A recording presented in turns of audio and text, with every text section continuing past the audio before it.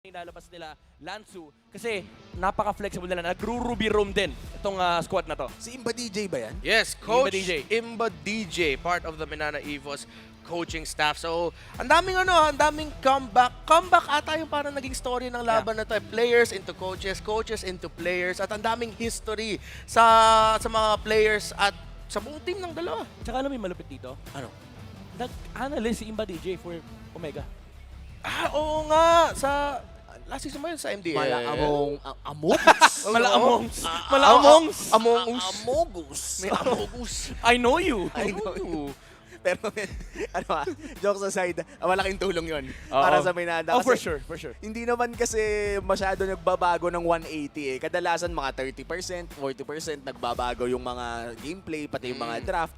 Pero yung mismong tendencies, yun yung mahirap baguhin. So kung hindi nagkakalayo ang tendencies ng Smart Omega nung time na nandoon si Imba DJ as analyst, ay medyo malaking tulong yun. Actually, hindi medyo malaking tulong talaga yun sa Minana dahil tendencies is a really big thing. Gusto ko rin lang banggitin kung ba't ang laking bagay ng tendency. Kung titignan natin ang ginawa ni alam ko medyo malayo, Kyrie, Fanny, during MSC, yung pinaka-latest, yung Fanny na yon, minsan nakaka-kill siya nang sa bush lang, yung hindi niya nakikita kung may tao ba doon o wala. And dahil yun sa kaalaman ni Kyrie sa tendency, alam niyang madalas nandoon sa bush or kung wala man sa bush nandito, kaya nililiparan na lang niya. Naalala ko yung sinasabi mo, yung sobrang nuanced ng laro ni Kelra. Alam niyo yung mga pinapwesto ng mga heroes. Lagi siya nagkakaroon ng snipe sa bush. Alright. Na, yung info parang, saan nang galing? Okay, sige, habol muna tayo sa mga nangyari sa draft. Nasa gitna na po tayo. Fanny, Kaja, Kadita at Diggy ang ban ng Minana Evos. Para sa Smart Omega, Edith, Paquito, Joy, and Lancelot. The picks are up. And kung hindi ako nagkakamali, ito ang debut ni Xborg sa Season 12. Oh yeah, that's true. First time natin makikita si Xborg and this is gonna be on the side of Omega. Ang kinagandaan dito sa lineup ng Omega is gold lane lang. Actually, hindi nga rin eh. Kasi lahat to pwedeng jungler eh. And yung dalawa, si Xborg at si Fredrin, pwede mo rin i-flex sa XP. While on the side of Minana Evos, definitely sure na yung mga roles dito. They have a gold lane, they have a support, and they have an XP. Kulang sila sa jungle, kaya naman nagiging maganda rin yung set ng Phase 2 for the side of Barangay kasi tinanggal na yung assassins, which is yung jungler. And bad trip si Naisu. Oo. Ngayon, kasi nakaban yung Gord. Narinig ko nga all the way Ay, doon sa kabilang naku. desk. May nagreklamo, pero ito na yun. Hiningi natin, men. Dumating. Grabe, welcome back to MPL Philippines. The Jack Mamba will be playing the Kufra sa laro na to. Sobrang exciting. Tapos meron pa tayong meta na marksman sa kamay ng gold standard. At pinag-uusapan natin dito yung Bruno. Na parang ngayon ang bagong 1-1 ng Season 12 na insta-ban o insta-pick. Ang bagong lason. And alam naman natin na, again, nabanggit natin kanina, si Kelra ay na-utilize talaga ng Barangay. And I feel like this goes against what they're naturally is capable of, yung mga Omega timers. Kasi this time around, instead of playing for the late game, they're playing actually for early game kasi napakalakas ng protection nila dito kay Bruno. And that equates to Bruno just taking down towers. Pero may pampigil naman dito ang Minana Evos. Interesting lang kasi yung composition ng Minana Evos, if you look at it, medyo in contrast din sa lineup ng Omega. Sila naman yung late game this time around. Yeah, 4 protect 1. And actually, I'm quite happy na as someone who really had a lot of respect for Domeng noong MPL Philippines Season 11 and up until now, nakita natin na malalaro niya yung Claude niya. And Claude was one of the best heroes he played with last season. At isa sa mga rason kung bakit naging pal Domeng siya. Late game, catch up, out of nowhere. Yeah. Siya yung magsasalba ng laro para sa Minana Evos. Oy, I like this pick na nagmumula sa side ng Smart Omega and looks like it's going to be the Eve na tatapatan lamang ang makikita nating Valentina dahil para sa akin in this meta, parang Valentina na naman talaga yung go-to mid laner kung saan na kaya niya talagang sabayan kahit sino. Kumbaga walang losing matchup. Ang kinagandaan kasi dito sa Eve, last pick ng Smart Omega is may dalawang school of thought. Pwede ka maglagay ng damage output para may supplement kay Bruno, pati na kay Kufra. Kasi isipin mo pag Kufra kailangan mo ng burst. Pero again, they are playing for Kelra. They are playing for push setups. Ang kailangan nila dito is yung immediate crowd control. Meron silang pang zone with the Fredrin and the Xborg. Ang kailangan nila is kapag pumasok ka sa territory ng Barangay, literal nilalak yung gate sa likod. Tapos sasabihin nila, community service ka muna. Dalawang magkakaiba na lineup ang nakita natin pagkatapos ng draft. Audience prediction lamang para sa Omega. Pero walang duda, lalaban dito ang Minana Evos. Two contrasting lineups. Omega pwede mag-scale ng mabilis early to mid. Minana Evos, mid to late game. Sino ang makaka-hit ng timers nila? And of course, we also have to address, welcome to the MPL Philippines, Andorio. At some point of the game, Mapo will show up and you only have until the timer runs out to comment on your prediction with the hashtag. Papasok na po tayo sa ating laban. One lucky commenter who guesses correctly will win a redeemable in-game code. Tandaan nyo ay antayin nyong lumabas ang poll. And MPL Arena, welcome to MPL Philippines Season 12, Week 1, Day 2, mag-ingay para sa Minana Evos at Barangay Smart Omega. Men, ito na yun eh. Ang first match of the day, kadalasan talaga ay nag-iinit agad. And excited ako makita kung meron ba ditong mga extra maneuvers. At pag sinabi kong extra maneuvers, yun yung mga hindi naman kailangan mag-TP doon. Pero TTP pa rin. Actually, yung extra maneuvers nga, pwede mo na rin bangkitin yung ginawa ng Grak kanina. Level 1, Guardian's Barrier. Muntik ma-reset yung purple buff, pero Chuck na dito nanggugulo. Pero napakabilis naman kunin ni Boyd AR yung kanyang purple and orange buff. Being a back shot. And of course, meron din siya dito ng concussive blast. Napakataas sa kanya damage out of Chakno. Mag-slide here, figure out. Habulit. Oh no! Chakno might just go down! That's the first blood going to the hands of Minana. Grabe. Medyo nakadalawa kasi yung Torre. Oo, at saka tama din yung ginawa doon ng Minana Evos na hinabol nila doon si Chaknu. By the way, power predictions. Who will gain more assists in this game? Chaknu or Brusco AR? Comment your answer in the live stream chat with the hashtag SmartPowersMPLS12. Okay, sinabi natin kanina sa Minana Evos na pwede sila mid to late. Pero dahil meron silang backsha, pwede na mas mabilis yung pag-scaling dito ng Minana Evos kung maganda yung laro ng jungler nila. And kung makikita nga natin, no, mukhang masaya naman ang laro ni Boyet ngayon. 1-0 agad on this backsha. And ang maganda dito sa backsha, parang underrated yung snowball factor ng isang backsha. Oo. Para siyang reverse Martis. Yung Martis, kapag nakapatay ng early, sobrang sakit. Oo. Ito naman, kapag nakapatay ng early, hindi mo mapatay. C-Tram siya, C-Tram. Si Tram, binaliktad na Martis. Ang galing Oo, mo talaga sinabi nun, mo, reverse idol. Martis eh. Galing, galing. Okay, Turtle, first one. Sino ata makakuha dito? Half HP on the Turtle. Lansu pupunta dito kay Chakno pero inikutan na nga rin ni Ryota. That's going to be another kill. At mukhang ang Turtle ngayon ay sisimulan na nga rin ito, Max. Oh my goodness. Hindi siya makakatakas dito. Saglitan lamang dahil si Brusco naman ngayon ang susugod kay Ryota with the last insanity as well. Minana Evos ang makakalamang 1,000 agad-agad. This is very methodical approach coming up from Minana Evos. Napakaganda ng turtle control nila. Lansu AR jumping on the back line and nandun din yung wild charge para hindi rin maka-retry si Andorio. And this is just allowing Minana Evos to have a huge XP gap between their junglers. Level 4 pa lang si Andorio on the Fredrin habang level 6 naman si Baksha. And you'd think na parang hindi naman ganun kasama yung matchup na yan kasi kahit behind yung Fredrin, it's still a Fredrin. Having a Baksha, in comparison with Martis, si Baksha kasi mas nakakaikot sa mapa because of the mobility. And this will just allow more space for the Claude to farm up. Habang shutdown naman nila yung window na pwedeng magamit ng Omega yung lineup nila alongside the Bruno. Mukhang magiging ultra fast dito ang scaling ng Minana Evos. Nag-double lane na nga si Domeng. Pumupunta na siya sa mid lane para mas mabilis pa yung farm niya. At feeling ko hindi nga feeling eh. Ito yung totoo. Minana Evos, nagagawa na nila yung condition na kailangan nila gawin para sa lineup nila. Yeah, gusto ko lang isingit to kasi hindi natin nakita kanina, no? Pero di ba naka-Guardian's Barrier Yes. si Brusco AR no level 1? The fact of the matter is, ginamit niya yon para ma-delay yung mid-wave at ma-push kagad ni Valentina yung wave na yun para makuha niya yung level 2. Kaya nabigyan si Chakno kanina. Kasi hindi nila in-expect na mabibihan siya sa level and lumalaban kagad yung Valentina. Misses two things. That's a flicker and the ulti as well. At mukhang naipit pa ang isa. Lansu biglang nawala. Men, ayoko sabihin pero nakita kasi ng lahat yun. Caught in, hindi naman 4K, mga caught in 2K lang. Caught in 2K. Tsaka first time in this game na hindi ganun kaganda yung latag ng Guardian's Barrier na pasama pa yun for Lansu AR. This does mean na may retaliation ng konti for Omega. Rondoryu. Chakno naghahanap ng set pero mukhang ayaw nilang saktan si Boyet. Brusco naman ata ang mapopoke lamang ng bahagya. Turtle, sisimulan na rin ng Omega. Wala pa atang laban dito, bossing. Tignan natin. Kontrolado kanina Minana Evos pero mukhang nawawala. Nako, ayan na nga, bumawi na ata si Lanzu. Pero Andorio ngayon, tumatangke ng bawas, nangangalahati na nga rin ng buhay. Ang ganda ng real-world manipulation ni Eto Max. Lanzu tumutugo, pero mukhang masesecure niya ang turtle para sa Minana Evos. Grabe si Lanzo pa nga ang nakakuha ng turtle. Minana Evos gets the second objective.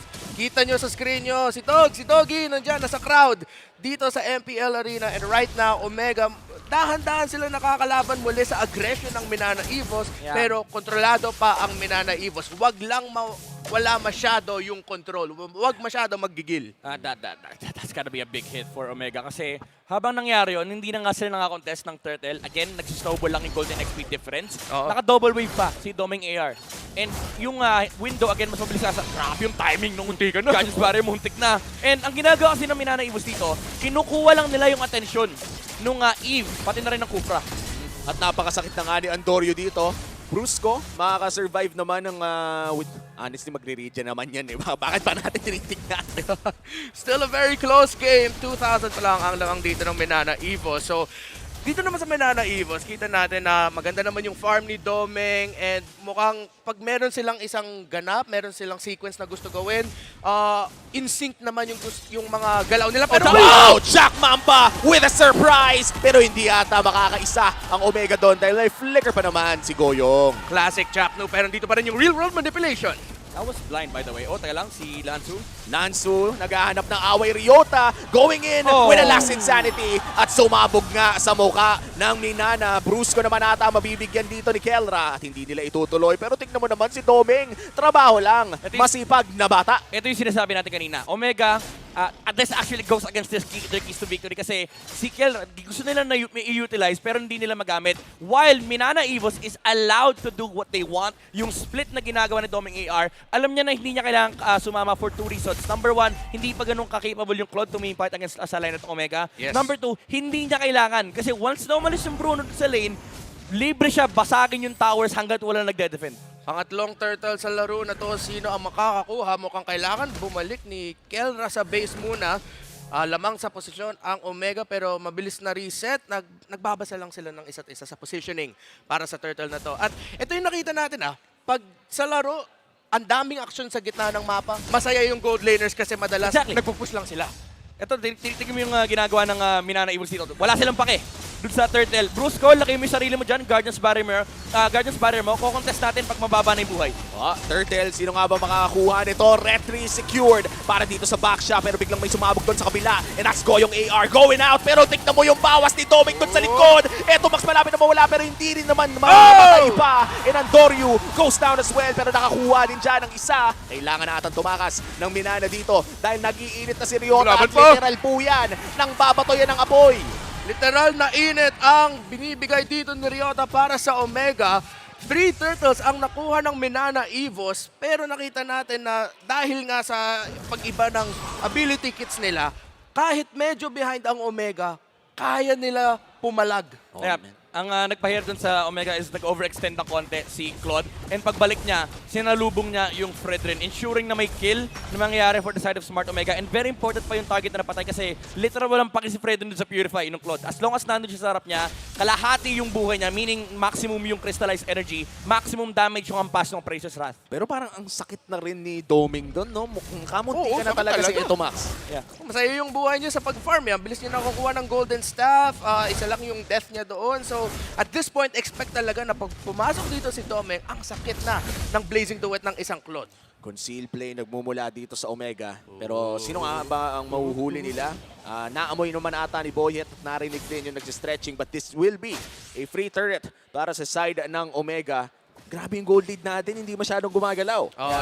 I think medyo obvious din yung conceal plane din, knowing na wala nag-push mid and wala rin nag-defense may top lane. So probably sabi ng Minana Evos may tatlong heroes sa may bottom lane. And again, yung ginagawa ni Domeng dito, this just puts so much pressure on the opposite side of the map. Kapag tinignan mo yung laro ng Minana Evos, laging nasa opposite side si Domeng AR kasi meron silang backshay. Aabot at aabot sila doon sa Turtle or Lord. And ang kailangan lang nilang gawin is i-make sure na yung vision ay nakokontrol nila and hindi sila naaabot ng Omega. And allowed sila gawin yon kasi ang huli lang talaga ng Omega dito is yung Kufra. Every time na nawawala yung Kufra, relax din talaga ang Minana Evos. Hindi sila umaabante ng very aggressive sa mga bushes kasi again, yung Omega, parang yung Minana Evo, sinasabi nila sa Omega, kayo mag-start yan, aabot kami dyan. Tingnan mo yung spacing sa mapa ng Minana Evos. Layo pa dito si Domeng. Nang-umpisa nila, nirarash ata ng Omega. Chakno, Oh! looking for the set. Nakahanap ng isa, pero mukhang may babagsak agad. Wala na agad si Lanzo at kalahati ng aboy ng Lord. But with the ultimate na swell at nauubos na ata ang barangay. Kelra is down. At si Chakno ngayon nagse-stretching ulit. Di tatama dito kay Domeng at si Domeng ay nakaka-free hit lamang. Look at the Domeng surprise. Ito na nga ata ang Pal-Domeng comeback. Domeng Nation! Grabe, Akala Cardi na Barret. ng Omega sa kanila yung Lord, pero Minana Evo sabi nila, boost yan, sa amin yan. Pero tignan natin kung makakahanap pa ng espasyo dito ang Omega para i-contest ang Lord na to. At ito na nga yung kinikwento ko sa inyo kanina, pumupronta si Domeng inside that Lord Pit. Malapit na rin mawala ang Firaga armor dito ni Ryota. It is a 3v3. Papasok sa isa. And here comes the Blazing Duet once again. Domeng AR, nakuha si Andoryu. At mukhang yan na nga ata ang Lord para sa Minana Evos. This is just a very perfect execution of the Lord Dance coming up from Minana Evos. And napakaganda rin ng utilization ng Claude, by the way. Hindi sila nagmamadali. Even though nanalo sila sa teamfight, buhay pa si Andoryu. And nakikita din ni Bruce, sabi, nire-report niya sa mga teammates niya, par, anong kapal nung crystallized energy, par. Kapag ginamit niya yung ulti retribution, kanya yan, par. Hintayin natin, makipaglaro tayo. And nung lumabit si Andoryu, unfortunately, nandun na rin si Lanzo AR. Nung nakita nila yung Fred Rin, hinarangan ni Bruce yung likuran. Effectively cutting down the exit. Tapos sabi ni Lanzo AR, penalty zone ka sa akin. Consistent at systematic ngayon ang Minana Evos. Yung parang lahat ng assignment nila papunta sa laban na to, natupad nila. Nagawa nila lahat. Yes. Si Domeng magfa-farm, magsisplit yung rotation ng 4 na miyembro ng Minana Evos habang ginagawa yun ni Domeng, yung control sa mga objectives. It's, again, a pleasant thing to see. Nahanap ata si Brusco. Chakno might just get this big play pero makaka-wild charge palayo. Going AR ngayon ay papasok na rin pero konting poke lang naman kay Chakno mangyayari. That's the Kufra ulto. And wala silang pang teamfight dito. Pero fortunately for Smart Omega, kaya pa naman nila mag-defend. Pero again, habang tumatagal yung oras, yung Omega Timers actually nasa kabila kasi they have a Claude. Even though, sabihin natin, may damage output naman yung Smart Omega. Nandiyan pa rin yung Bruno. And masakit din yung Eve sa late game, especially with an X-Borg being the frontline here for the Barangay. Ang dilema lang din talaga nila dito is yung binabanggit natin kanina sa Keys to Victory. When it comes to split push, lugi sila sa late game. Okay, looking at the Infinix instant replay, masok na si Chakno but the counter engage kagad na nilalabas ng Minana Evos and of course the late entry. Ang haba ng listahan ng Omega sa mga dapat nilang iwasan. Ang daming setup, ang daming late initiation na pwede ilabas ng Minana Evos na hindi mo pwede sabihin na isa lang yung hinahanap nilang set eh. Kasi pag pumasok si Brusco, baka mag-late entry si Lanzo at saka mag-late entry rin si Domeng. Tsaka paano mo naman ba kasi iiwasan ang Blazing Duet kung nasa mukha mo na at hindi ka rin makagalaw? Yeah, talagang wala kang taka kasi kapag tinignan mo, wala rin talagang sagot yung Omega. They just have to deal the damage through against the Claude. Pero may Wind of Nature na rin siya kasi so kaya niya ng harapan si Kelra. The only thing na pakapatay dito sa Claude is number 1 yung mistake if magkamali si Domeng AR sa kanyang sa kanyang BMI or if mahuli ni Chakno yung Claude na walang Purify. It's interesting. Parang classic Omega storyline to, di ba? Yung tipong, guys, kapit lang, makakahanap tayo ng turnaround. Pero mukhang mahirap yun na pwede mangyari para sa Omega. Yun nga, kasi sa sobrang habang listahan ng crowd control effects ng Minana Evos. Pero hindi mo pwede iduda na pag nandyan nga talaga at nakakapit ang Omega sa isang teamfight at nagamit masyado ng Minana Evos yung mga skills nila, makakaikot pa ang Omega. Chakno, hindi nahanap si Domeng pero mukhang si Ryota ngayon ang makakakuha ng konting damage. Kailangan mag-back ng Omega. At Lord ngayon ay sinisimulan na pala dito ni Boya. I don't know if that was a Chakno na talagang hindi niya ginamit yung flicker or baka na-misclick niya or baka binibait. Kasi baka iniisip niya pwede ko i-bait yung Purify ni Domeng. Pero again, opposite side ng map map sila kanina pero this time around kasama ni Claude sa teamfight. Grabe yung pwesto dito ng Minana Evos, Lord, down to 50%. Naghahanap ng pwesto si Andoryu. Pero mukhang babagalan muna ng Minana Evos ang pag-take ng Lord na to. Nag-aantay ata sila ng mas magandang pwesto. Resets the Lord at mukhang hindi na nila sasaluhin pa. Matagal-tagal atang Lord Dance ang ating papanoorin dito. Chumachacha. Pero kita natin yung Minana Evos, nire-respeto rin talaga nila yung potential comeback factor ng Omega na kahit sila yung lamang, kontrolado nila yung laro so far, pag nakita nila dito sila, in Andori, wala sila masyadong impormasyon, steady lang daw muna sila. Grabe, tingnan mo si Domeng. Oh.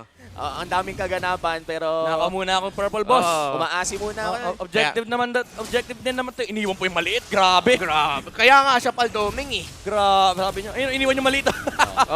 Ano yan, medyo charity na... Ay, grabe! Kelra might be in trouble pero hindi pa naman siya namamatay. What? And that's Doming AR. Gone already. Malaki to para sa barangay pero si Boyet ngayon ay sumusubod na rin. Here comes the last insanity. Pinasabog na nga ni Ryota ang marami. At yan na nga, 3 na ang nawala sa Minana at mamanahin nata nila ang kamatayan mula sa barangay dahil si Boyet AR na lang ang pinagtitripan ng dalawa. Pinag-usapan nga lang natin, Boyet kumakapit, hinahabol. Brusco nahulin ng Omega. Boyet na lang naiwan. 3 laban sa 1. Kumakapit, Naku, malala. Ryota nakagante with the last insanity. Ang sabi niya kanina sa pregame ay 2-0 to. Pero malapit na mabuhay si Doming. Malapit na mabuhay si Lansu. Ito na ba ang milagro na hinahanap ng Minana? May minions, may minions. May minions na. Wow! We were just talking about it. Pag hindi nag-ingat ang Minana Evos, masyado nila ginamit yung skills nila at hindi perfecto yung initiation, makakahanap ng turnaround ang Omega.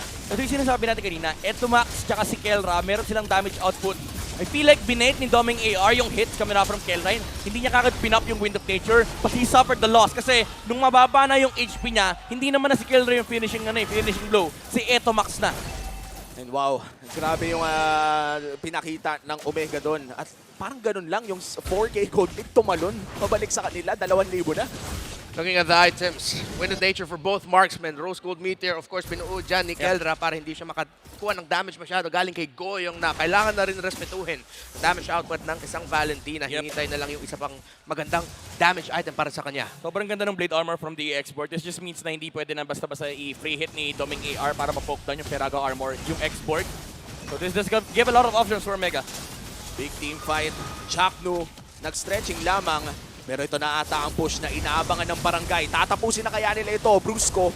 Saktuhang pagpwesto lamang. Mabubura ang Lord ni Nana Evos with a great defense. Kulang pa sa minion waves. Kailangan pa nila mag-clear ng torre doon sa mga side lanes. Dalawang torre pa nga doon sa taas pero mabilis matutumba yun. So Doming. Wala namang tao dito for Omega. Again, that was just a either a crucial misplay from the Claude or napakaganda rin ng micro na ginawa ng Omega versus Doming. And this puts them in a very good spot. At naggantihan na nga ang dalawang real world manipulation. Hindi pa nagkakaabotan, no? Parang perfect square. Perfect square. Perfect Dami. squares. Minsan, kailangan na lang talaga natin tumingin kung kaninong real world manipulation yung nakalapag. Sobrang dami namang pera ni Ryota. 2 item under 1 minute. Ano, 4-0-5 so far. Perfect game para sa export. May gustong patunahin si Ryota eh. Ang yaman. Ang yaman ni Atoy R. Na-call out kasi kanina. Oo. Nung pre-game, sinabi ba naman na malakas sana yung Smart Omega kung kaso nandun daw si Ryota. Yung tawag doon, beautiful storytelling. Oo. Na-kinall out ka ng isang player, tas ngayon, ang ganda ng laro mo dito sa game number 1. Omega ngayon ang lamang pagkatapos ng magandang, sabihin natin, first 13 to 14, 15 minutes ng laro galing sa Minana Evos na nakita natin na bura in one false engage. Grabe, sabi ko kanina nasa side ng Minana Evos Omega timers pero iba pa rin talaga pag Omega ang may hawak ng timer nila. 18 minutes in. 2 minutes in na tayo sa Omega timers. And 2 minutes na rin nasa harap ng base ng Minana yung Omega. Kilala natin yung Barangay Omega habang tumatagal lalong sumasarap ang laro nila. At ngayon, ang sarap ng buhay nila ngayon dahil sobrang lamang na nila. Nababaliktad talaga ng Omega ang mga ganong klaseng team fight. Pero ngayon mukhang makakalbo na ang base ng Minana Evos. Wow. Omega, kumatok lang, nawasak na ang 3. Heartbreaking for Minana Evos fans. Sobrang na-turn around yung laro. Pero again, kung nakita natin, one wrong engage galing sa Minana Evos, naikot yung laban, pabor para sa Omega. One really good engage galing sa Minana Evos. Kaya rin nila ikot yung laban ulit. Oo. Honestly, they need to play the split push right now. Hindi rin ganun ka-confident na ilagay. Naku, no, na-regen pa niya. Grabe. Oh, sip. Kailangan respetuhin si Baldoming. Oh, sip HP. Grabe, ang bilis na wala ang HP dito ni Jack Mamba. Sabi kasi ni Doming, ito walang blade armor. Wala. Pero masaya doon ang Omega na hindi nawala yung immortality niya. Ryota, munti ka rin nawala doon pero makaka-regen siya. Omega lamang dito sa Lord. Nabalik pa ang Firaga Armor, kamuntikan na. Pero concealed play, nagmumula dito kay Chakno. Si Brusco ata ang tanging makikita. Boyet, dumadriving Oh, lang Chakno, naman Chakno. doon. Pero si Chakno ata, delikado. Goyong, oh! Last Insanity na gamit na rin at may penalty zone doon sa loob. Oh, ng Kelra! Lord. Pero Kelra is down. Wala na ang gold standard para sa barangay. At si Andorio ngayon ay napaulti na rin. May stun din naman gagaling dito kay Brusco. At mukhang kontrolado na ng Minana. Si Doming pa ang nasa loob. Wow! At sa Lord secured para sa side ng Minana at tatakas na ang barangay. Ryota might just get his first death of the game pero hindi. Apat ang survivor ng Omega pero Lord ang mapupunta sa Minana. Grabe sila. So ito yung ano eh. Ito yung literal focus sa goal eh. Wala siyang pakialam kung mamatay siya. Napakaganda nung paggamit ng penalty zone into flicker. Naabot niya si Kelra. He was forced to purify. He was forced to dash away. Kaya nasara ni Go yung AR yung gap. Number 1, meron na siyang double dash. Ginamit pa niya yung last insanity para magkaroon ng mini dash. And naabot niya si Kelra sa may bandang likuran. Effectively removing yung main damage dealer ng Omega. And sabi ng Minana Evos, okay na. Tapos na yung clash. Focus na kami sa Lord. Welcome to MPL Philippines S12 Lansu. Grabe yung pagpasok niya doon gamit ng penalty zone na mukhang Grabe. Nani? Omega, na-speechless ako doon sa pagpasok. Na-penalize eh. Na-penalize talaga eh. Parang balibaliktad tong laro na to eh. May minsan lamang Omega. Yung mga perfect XP laner moments, yung nagawa mo talaga yung trabaho mo na para maikot yung laban. Yun lang naman talaga ang kailangan nating makita. Pero ngayon, Chakdu naghahanap ng Oh, nice penalty. touch! Tatama. Nice Oh touch my goodness. mula sa Minana Evos. Pero tutunawin na ata ng Omega ang Lord. That's one inhibitor down. Mission successful para sa Minana Evos. Grabe si Goyong. Yung proc ng Last Insanity, may window kasi na may konting CC immunity. Oo. Yung Last Insanity, hindi siya tinamaan nung knock-up ni Chaknu. Maliit na bagay, pero naka-disengage ang Minana ng Evos na walang punishment coming up from the barangay. Okay, so umabot na tayo sa punto na yung laban na to ay magdedehado galing sa isang team fight. One wrong move, one perfect move from either of these two teams can determine the result of this game. And so far, si Ryota pa rin ang wala pang deaths dito sa laro na to. Oo, eh, 4-0-5.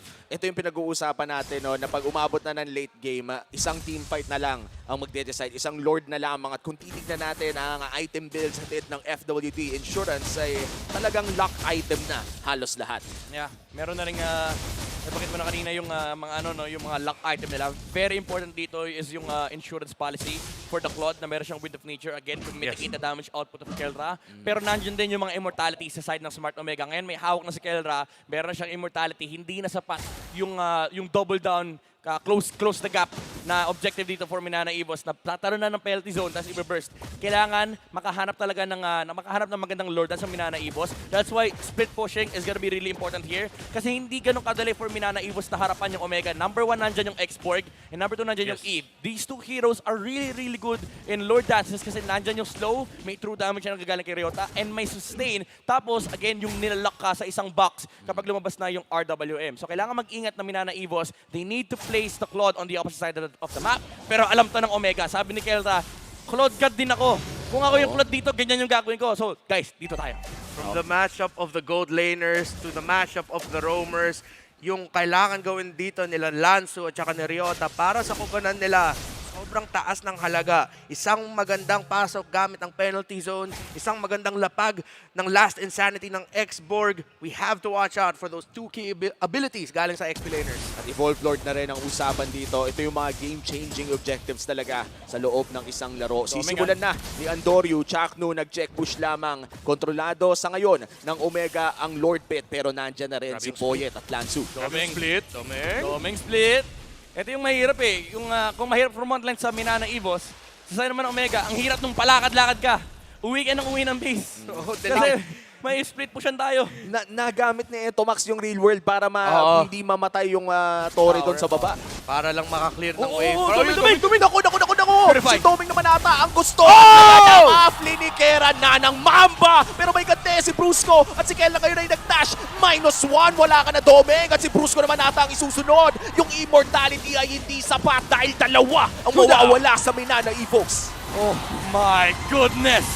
At itutuloy pa nga ata nila dito si Ryota. Nice penalty zone mula dito kay Lansu. At si Antonio! Antonio ngayon, siya naman ata ang igaganti pero tatakas na. Dahil nandito na ang tanod, nandito na si Etomax. 5 versus 3.